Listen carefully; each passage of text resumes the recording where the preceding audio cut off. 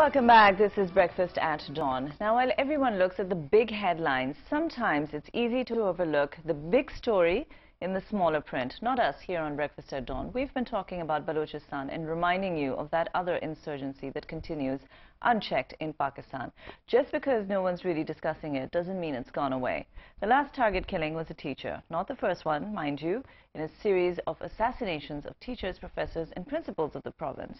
A vice principal of a university has been killed, among others. Now, why would that be the case? We were curious to know. So, on the issue, we've asked Professor Mansoor Akbar-Kundi, who is also a political analyst. Good morning to you and welcome to Breakfast at Dawn. Professor, do tell me, why is it that there are people from the academia who are being targeted? Yeah, in fact, it's very sad, and it has been happening for last few weeks, particularly people from academia.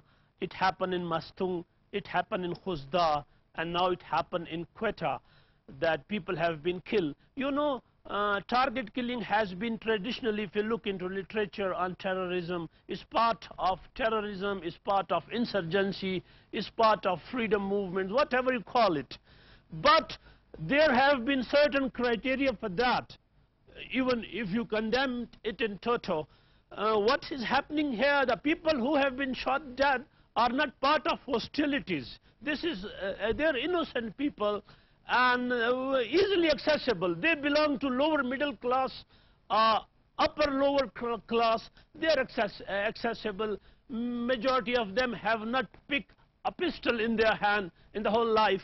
So anybody can hit them while going to shopping here, there. But it has happened, and even political parties in large and people from all sectors of life, doesn't matter, he's Baluch, he's Pathan, he's whatever, they condemned it.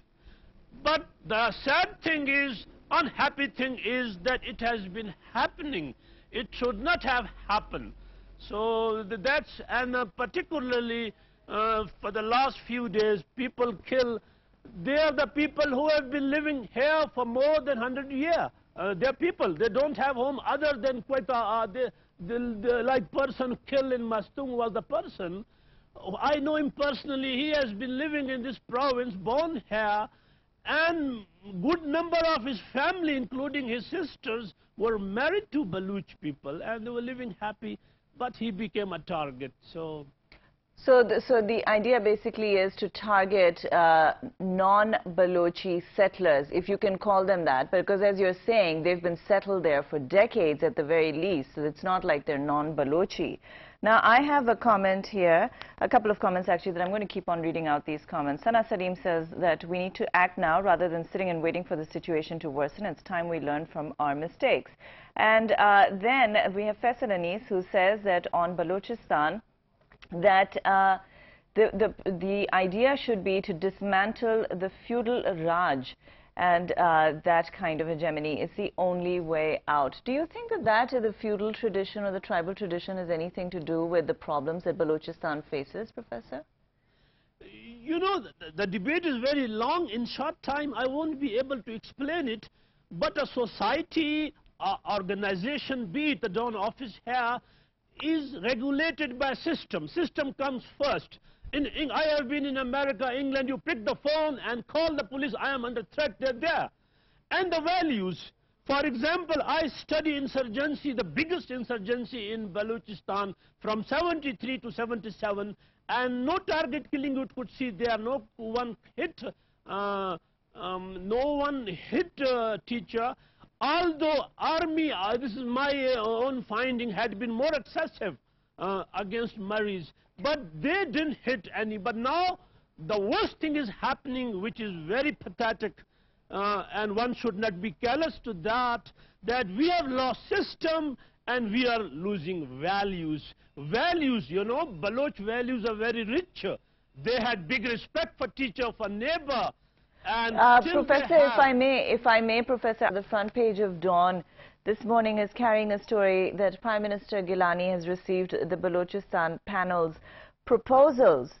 and recommendations for improving the political, economic and administrative as well as law and order situation in the province. Do you think that this committee is effective? Are you optimistic of its results? Listen, I'm personally optimistic, but if there is implementation of those recommendations, planning is always good. Planning is easy to make comparatively to implementation. Like, I tell you one thing, Senate committee was formed, and it gave its recommendations on Balochistan, in which Sana Baloch, Mushahid Hussain, and pathetic thing was implementations didn't take place, and that poured oil on the flames. I mean, like, I believe. Now this step is good, commendable, very, very good. I appreciate personally, and people in large appreciate. But again, the question is how far implementable. Just to mention that the committee, the government is now going to deliberate on the proposals that the committee has made, and it's going to proceed only after all stakeholders have been taken on board. Well, thank you so much for being a part of our program, Professor Mansoor Akbar Kundi there, talking to us live from Quetta. Well, it is time now for us to take a very quick break. Right after the break, we're going to come back and we're going to talk about the new trade policy. Well, it looks like the government's a little bit upbeat, but the papers are saying that the policy is actually quite lackluster. Well, we're going to talk to Zubair Latif and find out what he thinks here on Breakfast at Dawn. Please do stay with us.